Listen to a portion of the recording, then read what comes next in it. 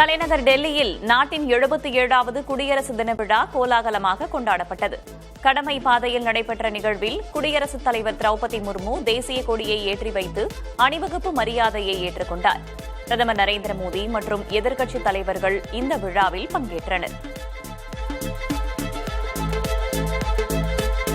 77வது இந்திய குடியரசு தினத்தின் சிறப்பு விருந்தினர்களாக ஐரோப்பிய ஆணையத்தின் தலைவர் உர்சுலா வான் டெர் லெயன், ஐரோப்பிய கவுன்சிலின் தலைவர் அன்டோனியோ கோஸ்டா ஆகியோர் பங்கேற்றனர்.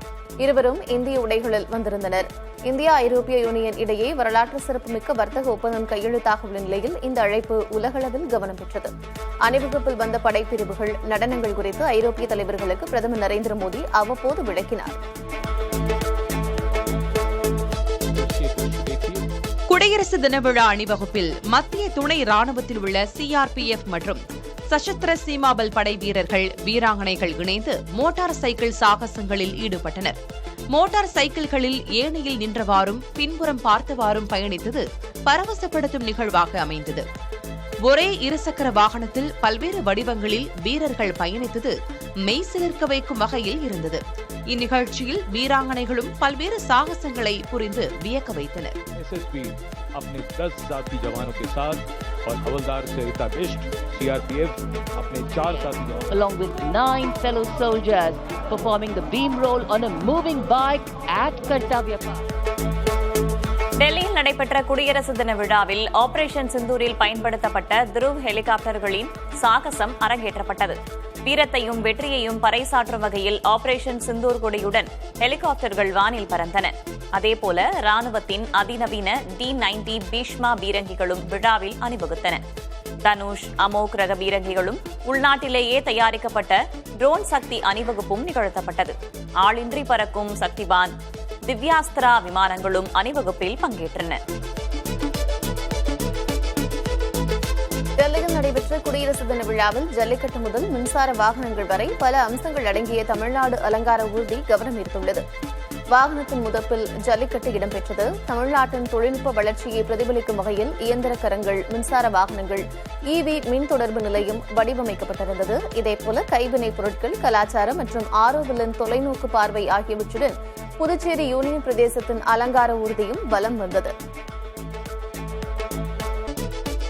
குடியரசு தின விழா அணிவகுப்பில் பல்வேறு மாநிலங்கள் சார்பில் பங்கேற்ற ஊர்திகளில் அந்தந்த மாநிலங்களின் கலாச்சார சிறப்புகளும் சாதனைகளும் விளக்கப்பட்டன.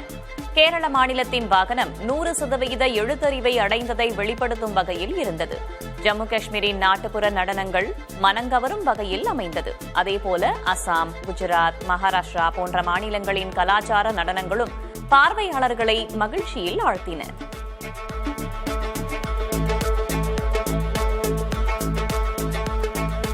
முப்படைகளில் இடம்பெற்றுள்ள வீரர்களும் ஆயுதங்களும் மட்டுமல்ல, விலங்குகளும் இம்முறை குடியரசு தின விழாவில் பங்கேற்றன. பாக்டீரியன் வகை ஒட்டகங்கள், மோப்ப நாய்கள், மலைகளில் பொதி சுமந்து செல்லும் சிறு குதிரைகள், கழுகுகள் போன்றவை இந்த அணிவகுப்பில் பார்வையாளர்களை வெகுவாக கவர்ந்தன. முதல் ஹவுண்ட், ராம்பூர் ஹவுண்ட், சிப்பிப்பாறை, கோம்பை மற்றும் ராஜபாளையம் போன்ற இன நாய்களும் அணிவகுப்பில் பங்கேற்றன. இது தவிர பனிபடர்ந்த மலைப்பகுதிகளில் பணிபுரியும் வீரர்களும் இந்த அணிவகுப்பில் பங்கேற்றனர்.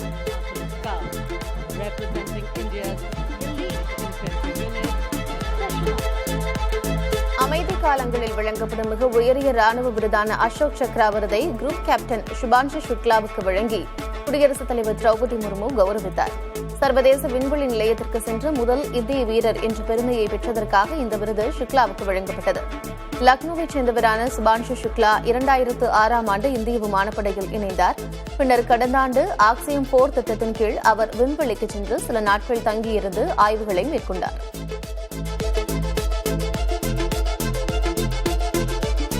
சென்னை மெரினா கடற்கரை அருகே 77வது குடியரசு தின விழா கோலாகலமாக நடைபெற்றது. காமராஜர் சாலையில் உள்ள உழைப்பாளர் சிலை அருகே அமைக்கப்பட்டிருந்த விழா மேடைக்கு முதல்வர் மு.க.ஸ்டாலின் முதலில் வருகை தந்தார். அவரை தலைமைச் செயலர் முருகானந்தம் வரவேற்றார். தொடர்ந்து ஆளுநர் RN ரவி மற்றும் அவரது மனைவி லட்சுமியும் விழா நடைபெறும் இடத்திற்கு வந்ததும் அவர்களை முதல்வர் ஸ்டாலின் பூங்கொத்து கொடுத்து வரவேற்றார். பின் தேசிய கொடியை ஆளுநர் ரவி ஏற்றி வைக்க ஹெலிகாப்டர் மூலம் மலர்கள் தூவப்பட்டன. தொடர்ந்து காவல்துறை, முப்படைகள் உள்ளிட்ட பல்வேறு படைப்பிரிவுகளைச் சேர்ந்த வீரர்களின் அணிவகுப்பு மரியாதையை ஆளுநர் ஏற்றுக்கொண்டார்.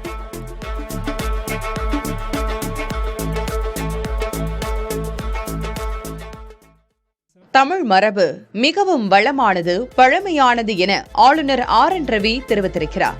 குடியரசு தினத்தை முன்னிட்டு அனைவருக்கும் வாழ்த்து தெரிவித்து அவர் நிகழ்த்திய உரையில் செயற்கை நுண்ணறிவு, மேம்பட்ட ரோபோட்டிக்ஸ், நானோ தொழில்நுட்பம் போன்ற புதிய யுக தொழில்நுட்பங்களின் களத்தில் சிறந்து விளங்கும் நாடுகளில் இந்தியாவும் ஒன்று என குறிப்பிட்டார்.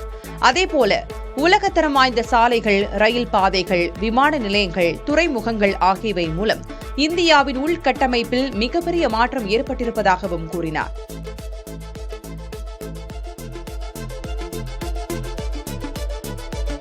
சென்னையில் நடைபெற்ற குடியரசு தின விழா கொண்டாட்டத்தில் பல்வேறு கலை நிகழ்ச்சிகள் அரங்கேறின. அறுவடை கால சிறப்பை குறிக்கும் லம்பானி நடனத்தை கர்நாடக நடன கலைஞர்கள் அரங்கேற்றினர். சூஜு சாஜா என்ற பாடலுக்கு அருணாச்சல பிரதேச கலைஞர்கள் ஆடிய பாரம்பரிய நடனமும், தலைமீது தீச்சட்டிகளை சுமந்தவாறு ராஜஸ்தான் கலைஞர்கள் ஆடிய நடனமும் அனைவரின் கவனத்தை ஈர்த்தன. இறுதியாக தமிழர்களின் பாரம்பரிய கலை நிகழ்ச்சிகள் அரங்கேறின. நாதஸ்வரம், தவில் ஒலிக்க, பொய்க்கால் குதிரை ஆட்டம், தேவராட்டம், பெரிய மேள கலைஞர்கள் நடனமாடியதை முதல்வருடன் அமர்ந்து ஆளுநர் கண்டு ரசித்தார்.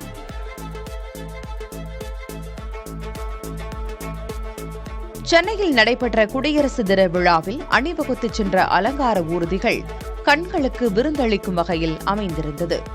காவல்துறை, செய்தி தொடர்புத்துறை, சுற்றுலாத்துறை, மருத்துவத்துறை, பள்ளிக்கல்வித்துறை, விளையாட்டுத்துறை என தமிழக அரசின் பல்வேறு துறைகளையும் துறை சார்ந்த திட்டங்களையும் காட்சிப்படுத்தும் வகையில் ஊர்திகள் வடிவமைக்கப்பட்டிருந்தன.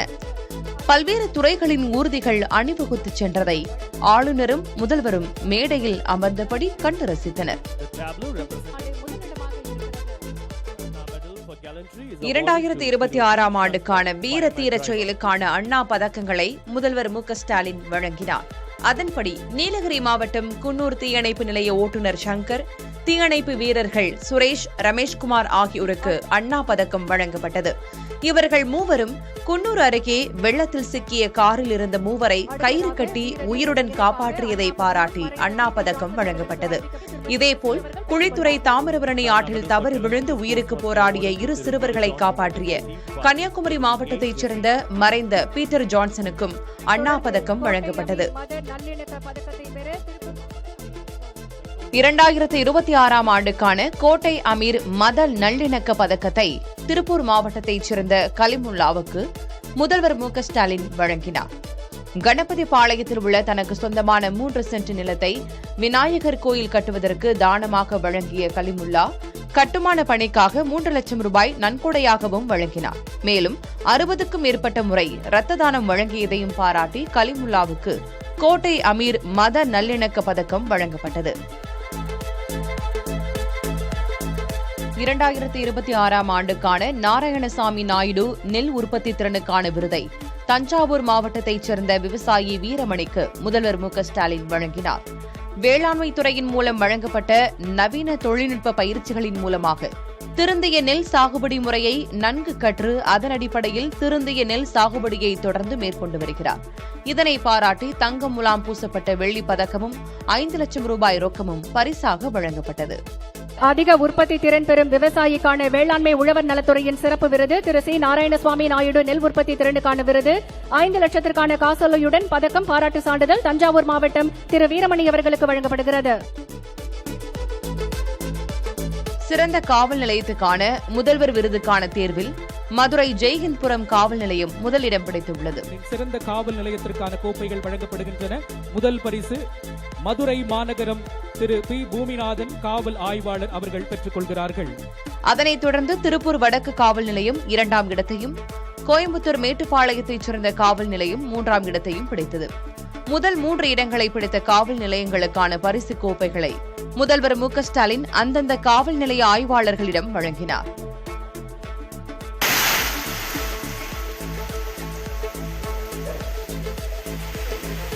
தமிழகத்தில் 4 நாட்களுக்கு மழை பெய்யும் என வானிலை ஆய்வு மையம் கணித்துள்ளது. தென்கிழக்கு அரபிக்கடல் பகுதிகளின் மேல் வளிமண்டல கீழடுக்கு சுழற்சி நிலவுவதாகவும், தமிழகத்தின் ஒரு சில இடங்களிலும் புதுச்சேரி மற்றும் காரைக்கால் பகுதிகளிலும் இன்று மிதமான மழை பெய்யும் என்றும் கூறப்பட்டுள்ளது. நாளை மேற்கு தொடர்ச்சி மலை மாவட்டங்கள் மற்றும் தென் தமிழகத்தின் ஓரிரு இடங்களில் மிதமான மழை பெய்யக்கூடும் என்றும், தமிழகத்தின் பிற பகுதிகள், புதுச்சேரி மற்றும் காரைக்கால் பகுதிகளில் வறண்ட வானிலை நிலவக்கூடும் என்றும் கூறப்பட்டுள்ளது. 31 மற்றும் 1 ஆகிய தேதிகளில் தமிழகத்தில் மிதமான மழை பெய்யக்கூடும் என்று வானிலை ஆய்வு மையம் கணித்துள்ளது.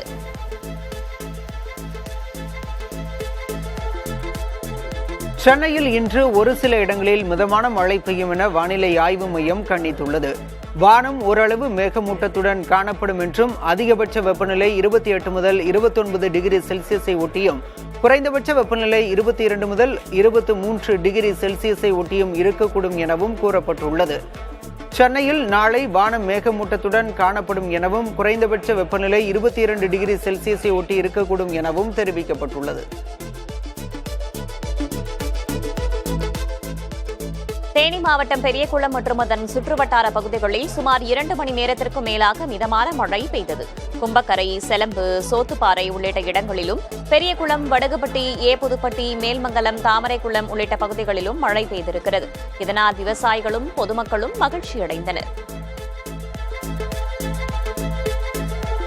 சென்னையில் ஆபரண தங்கத்தின் விலை ராக்கெட் வேகத்தில் உயர்ந்து வருகிறது. அந்த வகையில் 1 கிராம் தங்கம் விலை 275 ரூபாய் உயர்ந்து 15,025 ரூபாய்க்கு விற்பனை செய்யப்படுகிறது. சவரனுக்கு 2,200 ரூபாய் உயர்ந்து 1,20,200 ரூபாய்க்கு விற்பனையாகிறது. இதேபோல வெள்ளி விலையும் கிடுகிடுவென உயர்ந்து வருகிறது. 1 கிராம் வெள்ளி விலை 10 ரூபாய் உயர்ந்து 375 ரூபாய்க்கு விற்பனையாகிறது. 1 கிலோ வெள்ளி 10,000 ரூபாய் உயர்ந்து 3,75,000 ரூபாய்க்கு விற்பனை செய்யப்படுகிறது. இந்திய மாநிலங்களிலேயே பெண்களுக்கு பாதுகாப்பான மாநிலம் தமிழ்நாடுதான் என்று முதல்வர் மு க ஸ்டாலின் உறுதிபட தெரிவித்துள்ளார். தஞ்சை மாவட்டம் செங்கிப்பட்டியில் நடந்த திமுக டெல்டா மண்டல மகளிரணி மாநாட்டில் பேசிய அவர், தமிழ்நாடு மீது அவதூறு பரப்ப பிரதமர் மோடி வந்து சென்றதாக விமர்சித்தார். பெண்கள் தான் எப்போதும் பவர் ஹவுஸ் என்று தெரிவித்த முதல்வர் ஸ்டாலின், திமுக அரசின் திட்டங்களை பெண் நிர்வாகிகள் வீடுதோறும் எடுத்துச் செல்ல வேண்டும் என்றும் அறிவுறுத்தினார். என்டிஏ என்பது உருட்டி மிரட்டி உருவான பிளாக்மெயில் கூட்டணி எனவும், பதவியை தக்கவைத்துக் கொள்ள எடப்பாடி பழனிசாமி உருவாக்கியுள்ள கூட்டணி எனவும் முதல்வர் ஸ்டாலின் விமர்சித்தார். பாஜக ஆளும் மாநிலங்களில்தான் சட்டம் ஒழுங்கு சீர்கெட்டுள்ளது என்று துணை முதல்வர் உதயநிதி ஸ்டாலின் விமர்சித்துள்ளார். தஞ்சை மாவட்டம் செங்கிப்பட்டியில் நடந்த திமுக மகளிரணி மாநாட்டில் பேசிய அவர், குஜராத் கலவரத்தில் அதிகமாக பாதிக்கப்பட்டது பெண்கள்தான் என்றும், குற்றவாளிகளின் பக்கம் பாஜக அரசு நின்றது எனவும் குற்றஞ்சாட்டினார். பாசிஸ்டுகள் தமிழ்நாட்டுக்குள் வந்தால் மகளிருக்கும் மாநிலத்திற்கும் பாதுகாப்பு இருக்காது என்றும் உதயநிதி விமர்சித்தார். எத்தனை பேர் வந்தாலும் திமுகவையும் தமிழ்நாட்டையும் தொட்டுக்கூட பார்க்க முடியாது என துணை முதல்வர் உதயநிதி ஸ்டாலின் குறிப்பிட்டார்.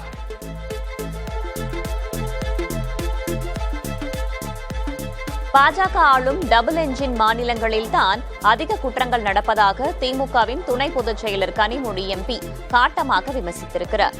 தஞ்சை மாவட்டம் செங்கிப்பட்டியில் நடந்த திமுக டெல்டா மண்டல மகளிரணி மாநாட்டில் உரையாற்றிய அவர், பாஜகவின் டபுள் என்ஜின் காலாவதியான என்ஜின் என்றார். பாஜக எந்த கனவில் இங்கு வந்து இறங்கினாலும் தமிழ் பெண்கள் சரியான பாடத்தை புகட்டுவார்கள் எனவும் கனிமொழி தெரிவித்தார்.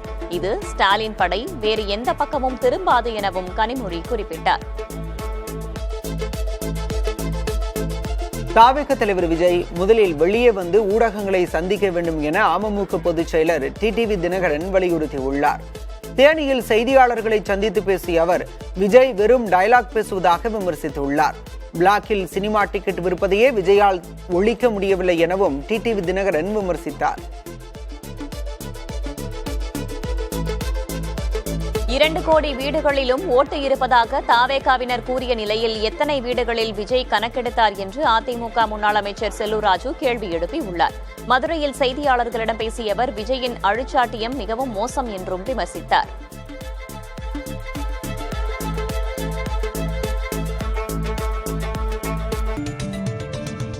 வைத்திலிங்கம் தாய்க்கழகமான திமுகவுக்கு லேட்டாக வந்தாலும் லேட்டஸ்டாக வந்துள்ளார் என முதல்வர் மு க ஸ்டாலின் தெரிவித்துள்ளார். தஞ்சை செங்கிப்பட்டியில் முன்னாள் அமைச்சர் வைத்திலிங்கத்துடன் சுமார் 10,000 பேர் முதல்வர் முன்னிலையில் திமுகவில் இணைந்தனர். அவர்களை வரவேற்று பேசிய முதல்வர் ஸ்டாலின், மீண்டும் திராவிட மாடல் அரசு உதயமாகி ஏற்கனவே செய்த சாதனைகளை விஞ்சக்கூடிய அளவிற்கு நாம் பணியாற்ற வேண்டும் என்றார்.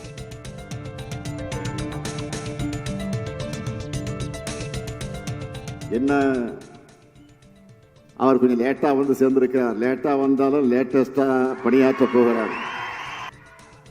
தேர்தல் பணி ஆற்ற உறுதி எடுப்போம், சபதமேற்போம். மீண்டும் நம்முடைய திராவிட மாடல் அரசு உதயமாகி ஏற்கனவே செய்திருக்கக்கூடிய சாதனைகளை விஞ்சக்கூடிய அளவிற்கு மேலும் பல சாதனைகளை உருவாக்கி தருவதற்கு நம்முடைய பணி மும்முரமாக இருக்க வேண்டும் என்று உங்களை எல்லாம் கேட்டுக்கொண்டு, வெல்வோம் 200, படைப்போம் வரலாறு, வெல்வோம் ஒன்றாக என்று கூறி மீண்டும் உங்களை தாய் கழகத்தின் சார்பில் வருக வருக என வரவேற்று, திமுக கூட்டணியில் தேமுதிக இடம்பெறுவது குறித்து முதல்வர் மு.க.ஸ்டாலின் முடிவு செய்வார் என திமுக எம்பி கனிமொழி தெரிவித்திருக்கிறார். தஞ்சையில் செய்தியாளர்களிடம் பேசிய அவர், வெல்லும் தமிழ் பெண்கள் என்ற தலைப்பில் நடைபெறும் மகளிர் அணியின் 2வது மாநாடு திமுகவின் வெற்றிக்கு அச்சாணியாக இருக்கும் என குறிப்பிட்டார். இந்த மாநாட்டிற்காக மகளிர் அணி, மகளிர் தொண்டர் அணியைச் சேர்ந்திருக்கக்கூடிய சகோதரிகள் மிக கடுமையாக ஒவ்வொரு மாவட்டத்திற்கும் சென்று அங்கு இருக்கக்கூடிய சகோதரிகளை சந்தித்து மாநாட்டு ஏற்பாடுகளை எல்லாம் கவனித்துக் கொண்டிருக்கிறார்கள். மிகப்பெரிய வெற்றியை இந்த மாநாடு திராவிட முன்னேற்றக் கழகத்தின் வெற்றிக்கு அச்சாணியாக, ஒரு அடிப்படையாக இந்த மாநாடு அமையும் என்று நினைக்கிறேன். அது முதலமைச்சர் அவர்கள் முடிவு செய்ய வேண்டிய ஒன்று. தாவேக தலைவர் விஜய் முதலில் வெளியே வந்து ஊடகங்களை சந்திக்க வேண்டும் என அமமுக பொதுச் செயலாளர் டிடிவி தினகரன் வலியுறுத்தினார். தேனியில் செய்தியாளர்களை சந்தித்து பேசிய அவர், அண்ணாவை எப்படி மறக்கடிக்க முடியும் என்றும் விஜய் டயலாக் பேசுவதாகவும் விமர்சித்துள்ளார். புரட்சி தலைவரை சொல்லி பார்த்தவர்கள், அம்மாவால் ஆளாக்கப்பட்டவர்கள், எப்படி அண்ணாவை மறப்போம்? எங்கள் வழிகாட்டிகளை யாரும் மறப்பாங்களா? சும்மா அவர் டயலாக்லாம் பேசிட்டு இருக்காரு. அவரை கேள்வி கேட்கிறாங்க. நான் சோசியல் மீடியால பார்த்தேன். எனக்கு கரெக்டான கேள்வியாக தெரிஞ்சு, ஊழலை ஒழிப்போங்கிறீங்களா? நீங்க உங்க படத்தை பிளாக் டிக்கெட்டை விட்டு தானே அந்த ஊழலே உங்களால ஒழிக்க முடியல. 100 ரூபாய் 150 ரூபாய் டிக்கெட் 1000 2000 ரூபாய்க்கு விற்கிறானா? அதை கூட உங்களால ஒழிக்க முடியல. நீங்க என்ன நாட்டு ஊழல் இருக்கு? முதல்ல வெளியில வாங்கிட்டேன். அண்ணாவை தமிழ்நாடு மறக்குமா? புதுசா வந்துட்டு அண்ணாவை பத்தி பேசிட்டு சிரிப்பா இருக்கீங்க. ஏதோ நடிகர், அவருக்கு பாப்புலாரிட்டி செய்வாங்க. நீங்க மாநில தேர்தலுக்கு போட்டி போடுங்க. நீங்க ஆட்சி அமைச்சு பாருங்க. அவங்க முதல்ல வெளில வாங்க சார். முதல்ல வந்து வெளியில வந்து ஊடகங்களை தந்தீங்க சார். அவங்கதான் உங்களுக்கு ஒரு நாட்டு நடப்பெல்லாம் சொல்லுவாங்க. ஊடகங்களை தந்தீங்க. நீங்க வந்து ஒரு இண்டோர்ல உட்காந்துட்டு இல்லை மாநாடுங்கிற பேர்ல எங்கேயும் ஆளுங்களை கூட்டி வச்சுட்டு ரசிகர் கூட்டம் நடத்துறீங்க. 2 கோடி வீடுகளிலும் ஓட்டு இருப்பதாக தாவேகாவினர் கூறிய நிலையில், எத்தனை வீடுகளில் விஜய் கணக்கெடுத்தார் என அதிமுக முன்னாள் அமைச்சர் செல்லூர் ராஜு கேள்வி எழுப்பியுள்ளார். மதுரையில் செய்தியாளர்களிடம் பேசிய அவர், விஜயின் அடிச்சாட்டியம் மிகவும் மோசம் என்றும் விமர்சித்தார். சொல்லியிருந்தாரு. அதாவது எல்லாருமே கட்சி தொடங்கிதான் வந்து வீட்டுல ஓட்டு கேட்க போவாங்க. ஆனா நாங்க வந்து வீட்டுல ஒரு ஓட்டை வச்சுட்டு தான் கட்சியை தொடங்கியிருக்கோம் அப்படின்னு சொல்லி சொன்னாரு. அதாவது ரேஷன் அட்டைக்கு ஒரு ஓட்டு இருக்கிற மாதிரி விஜய் சொல்லியிருக்காரு. 2 கோடி ஓட்டு கரெக்ட். அப்படி சொல்லலாங்க. வாயில எதுனா வாயிலே சுடலாம். அல்வா சுடலாம். வாயிலே அல்வா கொடுப்பாங்க, வாயிலே வடை சுடுறாங்க. விஜய் என்ன சுடுறாருன்னு நினைக்கிறாங்க. எங்க ஒவ்வொரு வீட்டிலையும் இருக்குங்களா? எந்த வீட்டில் இருக்கு? எத்தனை வீட்டில் ஒரு போய் நுழைஞ்சு பார்த்தாரு? எப்படி கணக்கு எடுத்தார்? சென்சஸ் எப்படி எடுத்தார்? சும்மா சொல்கிறது அந்த பில்டப் தான். இப்போ கதாநாயகனா இருந்தவருக்கு பில்டப் தானே கொடுப்பாங்க. ஒரே நேரத்தில் 100 பேர் அடிக்கிறாரோ அப்பா. ஏய் எப்பா யாராச்சும் அடிக்க முடியுமா? டுப்புன்னு சொல்கிறாரு. அது தண்ணியை போட்டு அப்படி அடிக்கிறாரு. தண்ணியை போட்டுலாம் இப்படி அடிக்கிறவர் 41 செத்த வேற. அங்கே பண்ணை வீட்டுக்கு கூப்பிட்டு அவங்களுக்கு ஆறுதல் சொல்கிறாங்க. என்னங்கடா உங்கள் கான்செப்ட்? என்ன அரசியல் இது? என்னப்பா பொது வாழ்க்கைய அரசியல் இருக்குன்னு போயிடணும் போல இருக்கு. இவங்க செய்கிறது இவங்க அந்த அழிச்சன ஆட்டம் இருக்குது பார்த்தீங்களா? இந்த அழிச்சாட்டம் ரொம்ப மோசங்க. தேசிய ஜனநாயக கூட்டணி வலுவாக இருப்பது திமுக கூட்டணிகளுக்கும் பிற கட்சிகளுக்கும் அச்சுறுத்தலை ஏற்படுத்தியுள்ளதாக பாஜக நிர்வாகி விஜயதரணி தெரிவித்துள்ளார். சென்னை தியாகராய நகரில் உள்ள கமலாலயத்தில் செய்தியாளர்களை சந்தித்த அவர், கூட்டணிக்கு யாரும் வராமல் தனித்துவிடப்பட்டுவிட்டோம் என்பதை அறிந்து விஜய் பிதற்றிக் கொண்டிருப்பதாக விமர்சித்தார். தேசிய ஜனநாயக கூட்டணி, அதிமுக தலைமையிலான கூட்டணி மிகப்பெரிய வலுவான ஒரு கூட்டணியாக இன்றைக்கு வளர்ந்து கொண்டிருக்கிற இந்த சூழ்நிலையில் திமுக கூட்டணிக்கும் பிற கட்சிகளுக்கும் இன்னைக்கு ஒரு அச்சுறுத்தலை ஏற்படுத்தி கொண்டிருக்கிறது. தோல்வி பயத்தில் இன்றைக்கு திமுக பல்வேறு விஷயங்களில் முதலமைச்சர் உளறிக் கொண்டிருக்கிறார். விஜய் அவர்கள் தனித்து விடப்பட்டு விட்டோம் என்று அறிந்து அவர் பிதற்றிக் கொண்டிருக்கிறார். மாறி மாறி உளறுவதும் பிதற்றுவதும் தொடங்கிவிட்டது. தாங்கள் இல்லாவிட்டால் இந்தியா கூட்டணியே கிடையாது என மதுரை வடக்கு தொகுதி திமுக எம்எல்ஏ தளபதி தெரிவித்திருக்கிறார். மதுரை மாவட்டம் சுப்பிரமணியபுரம் பகுதியில் திமுக மாணவர் அணி சார்பில் மொழிப்போர் தியாகிகளுக்கு வீரவணக்க நாள் பொதுக்கூட்டம் நடைபெற்றது. இதில் பங்கேற்று பேசிய மதுரை வடக்கு தொகுதி திமுக எம்எல்ஏ தளபதி, இந்தியா கூட்டணியில் தாங்கள் உணர்வுடன் இருப்பதாகவும் டெல்லியில் இக்கூட்டணி பேசப்படுகிறது என்றால் அதற்கு முதல்வர் ஸ்டாலின், மம்தா பானர்ஜி, அகிலேஷ் யாதவ் ஆகியோர்தான் காரணம் எனவும் குறிப்பிட்டார். காங்கிரஸ் நண்பர்கள் ஒரு சில பேர் இருக்காங்க. நானே பேரை சொல்றேன், மாணிக்க தாகூர் இருக்காரு, ஜோதிமணி அவங்க எம்பி ஆயிட்டாங்க. அதனால இந்த வர்றவங்க எம்எல்ஏ ஆனா ஆகலன்னு சொல்லி அதுல பங்கு வேணும் இதுல பங்கு வேணும்ன்றான். இதெல்லாம் தலைமை புரிஞ்சு அடுத்து இவங்களுக்கு சீட்டே கொடுக்க கூடாது, நம்ம கொடுக்க விடக்கூடாது. இல்லைன்னா நம்மளால அதுக்கான வேலையை பார்ப்பாங்க. ஏன்னா எதுக்காக சொல்றேன்னா, ஒரு நம்ம உணர்வோட நம்ம இல்லைன்னா இந்தியா கூட்டணியே கிடையாது. தோழமை கட்சிகள் அமைதியாக இருக்கும் காலம் முடிந்துவிட்டது என காங்கிரஸ் எம்பி மாணிக்கம் தாகூர் தெரிவித்துள்ளார். தாங்கள் இல்லாவிட்டால் இந்தியா கூட்டணியே இல்லை என மதுரை வடக்கு தொகுதி திமுக சட்டமன்ற உறுப்பினர் தளபதி கூறியிருந்த நிலையில் அதற்கு எதிர்வினை ஆற்றியுள்ளார் மாணிக்கம் தாகூர். சமூக வலைதளத்தில் அவர் வெளியிட்டிருக்கும் பதிவில், மதுரை வடக்கு தொகுதியில் காங்கிரஸ் போட்டியிட வேண்டும் என கார்கேவிடம் கோரிக்கை வைப்பேன் என குறிப்பிட்டுள்ளார். தன்மானம் காக்க சிலருக்கு பாடம் புகட்ட வேண்டும் எனவும், அதிகார திமிருடன் இருந்தால் தோழமை கட்சிகள் அமைதியாக இருக்கும் காலம் முடிந்துவிட்டது எனவும் விமர்சித்தார்.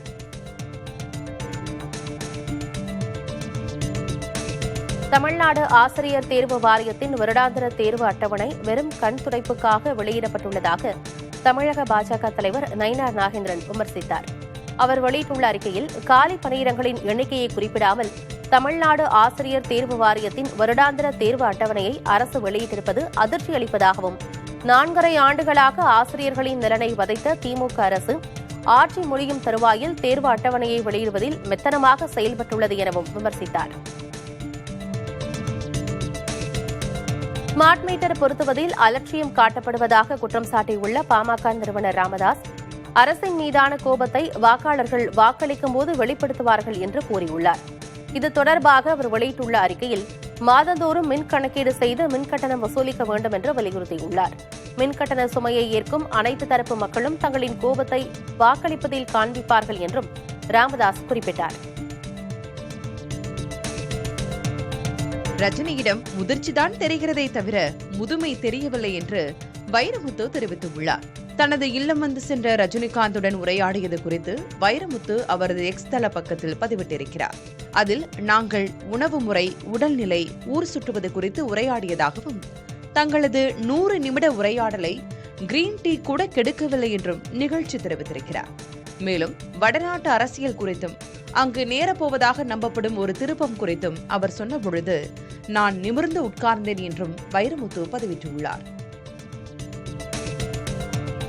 தென்னாடு வடநாடு குறித்து பேச வைரமுத்து என்ன முதல்வரா அல்லது பிரதமரா என பாஜக மூத்த தலைவர் தமிழிசை சவுந்தரராஜன் கேள்வி எழுப்பியுள்ளார். வடநாட்டு அரசியலில் திருப்பம் ஏற்படும் என்பதாக ரஜினி தன்னிடம் பேசியதாக வைரமுத்து அவரது எக்ஸ் தள பக்கத்தில் பதிவிட்டிருந்தார்.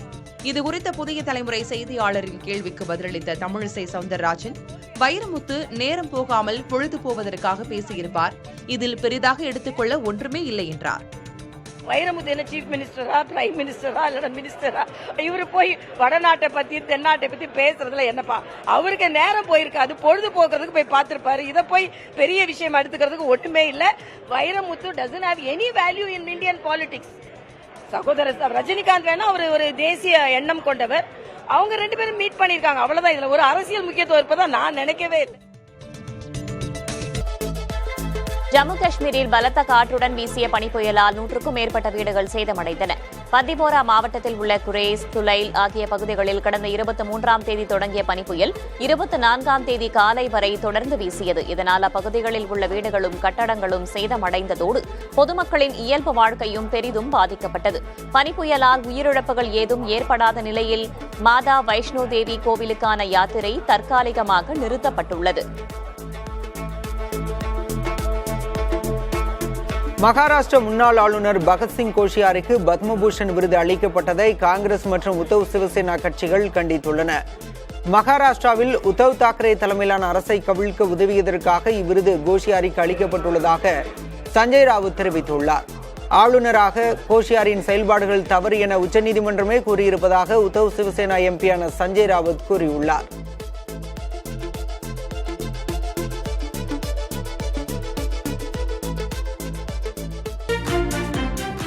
சென்னை அம்பத்தூர் கருக்கு பிரதான சாலையில் கடந்த அக்டோபரில் பள்ளம் ஏற்பட்ட அதே இடத்தில் மீண்டும் ராட்சத பள்ளம் உருவானதால் வாகன ஓட்டிகள் மற்றும் பொதுமக்கள் அவதிக்குள்ளாகியுள்ளனர். அம்பத்தூர், கள்ளிக்குப்பம், மேனாம்பேடு, புதூர் பகுதிகளை இணைக்கும் குறுக்கு சாலை தினமும் ஆயிரக்கணக்கான மக்கள் பயன்படுத்தும் பிரதான பாதையாக உள்ளது. போக்குவரத்து நெரிசல் மிகுந்த இந்த சாலையில் திடீரென பள்ளம் உருவாகி வருகிறது. இன்றும் 10 அடி ஆழம், 15 அடி அகலத்தில் ராட்சத பள்ளம் ஏற்பட்டிருக்கிறது. கழிவுநீர் குழாயில் ஏற்பட்ட நீர் கசிவால் மண் சரிவு ஏற்பட்டு பள்ளம் உருவானதாகவும் பள்ளத்தை சீரமைக்கும் பணிகள் நடைபெற்று வருவதாகவும் குடிநீர் வாரிய அதிகாரிகள் தெரிவித்தனர்.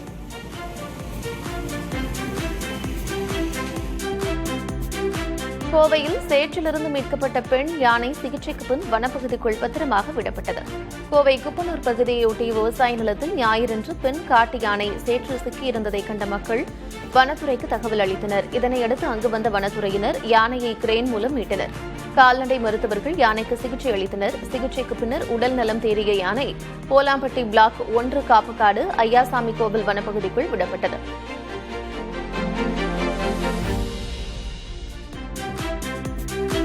தஞ்சை மாவட்டம் பட்டுக்கோட்டை அருகே செயல்படாமல் இருக்கும் அரசு துணை சுகாதார நிலையத்தால் பொதுமக்கள் அவதியடைந்துள்ளனர். துவரங்குறிச்சி கிராமத்தில் 25 ஆண்டுகளுக்கு முன்பு தொடங்கப்பட்ட துணை சுகாதார நிலையம் கடந்த சில ஆண்டுகளாக எந்த பயனுமின்றி பூட்டி வைக்கப்பட்டுள்ளது. இதனால் கட்டடம் சிதிலமடைந்துள்ளதோடு கட்டடத்திற்குள் உள்ள விலை உயர்ந்த மருத்துவ உபகரணங்களும் பழுதாகும் நிலையில் இருப்பதாக பொதுமக்கள் குற்றம் சாட்டுகிறார்கள். இதுகுறித்து வட்டார வளர்ச்சித்துறை அலுவலகத்தில் கேட்டபோது கட்டடம் சீரமைக்கப்பட வேண்டியிருப்பதாகவும் விரைவில் அந்த நடவடிக்கை எடுக்கப்படும் என்றும் தெரிவித்தார்.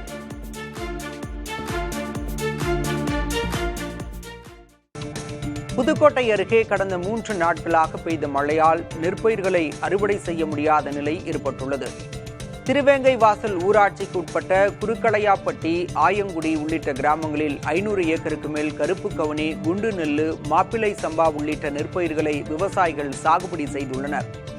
நெற்பயிர்கள் அறுவடைக்கு தயாராகி உள்ள நிலையில் கடந்த 3 நாட்களாக விட்டுவிட்டு பெய்த மழையால் வயல்களில் தண்ணீர் தேங்கி பயிர்கள் சாய்ந்துள்ளன.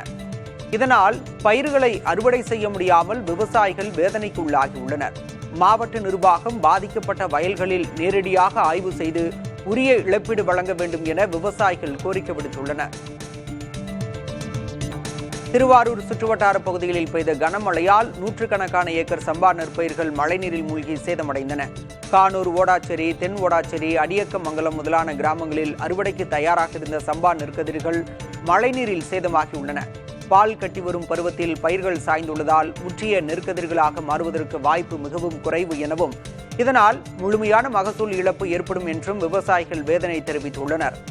பாதிக்கப்பட்ட நெற்பயிர்களை அதிகாரிகள் பார்வையிட்டு உரிய இழப்பீடு வழங்கவும் பயிர் காப்பீடு கிடைக்கவும் அரசு நடவடிக்கை எடுக்க வேண்டும் என கோரிக்கை விடுத்துள்ளனர்.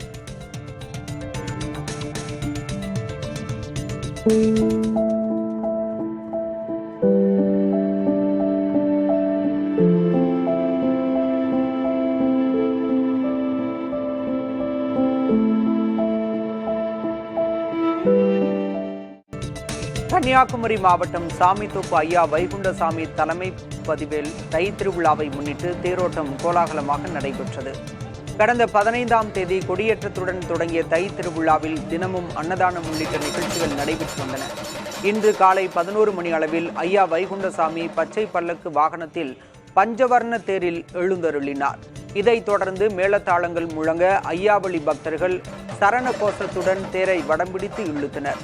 நெல்லை, தூத்துக்குடி, குமரி மாவட்டங்களைச் சேர்ந்த பக்தர்கள் கலந்து கொண்டு நேர்த்திக்கடன் செலுத்தி வழிபட்டனர்.